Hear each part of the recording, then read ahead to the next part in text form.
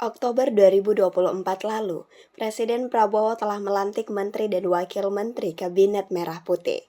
Berdasarkan susunan Kabinet Kementerian Hukum dan Hak Asasi Manusia, bertransformasi menjadi satu Kementerian Koordinator dan 3 kementerian, yakni Kementerian Koordinator Hukum, HAM, Imigrasi, dan Pemasyarakatan, Kementerian Hukum, Kementerian HAM, serta Kementerian Imigrasi dan Pemasyarakatan.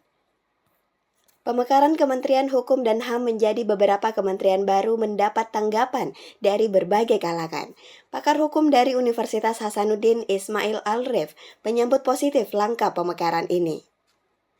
Menurutnya, dengan pemisahan tugas dan fungsi masing-masing kementerian baru dapat lebih fokus pada permasalahan yang menjadi tanggung jawabnya.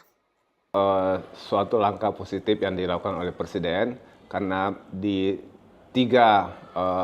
Kementerian Hukum dan HAM ini ada 3 pembagian, yaitu Kementerian Hukum, HAM, dan Imigrasi. Dan memang kalau dilihat dari tupoksi dari ketiga bidang ini itu jauh berbeda, sehingga sekira dengan pemekaran ini maka tupoksi di masing-masing bidang ini yang 3 tadi itu akan lebih bagus ke depannya. Senada Kepala Balai Pemasyarakatan Kelas 1 Makassar, Dr. Suryanto, menyatakan jika pemekaran Kemenkumham memiliki potensi untuk meningkatkan efektivitas dan efisiensi, terutama di bidang pemasyarakatan. Pemekaran kementerian ini menurut saya sih mestinya dari 1 dekade yang lalu ya, karena pemasyarakatan itu perlu diurus secara khusus. Orang yang mengurus keluarga berencana saja khusus, apalagi ini mengurus orang-orang yang bermasalah dengan hukum.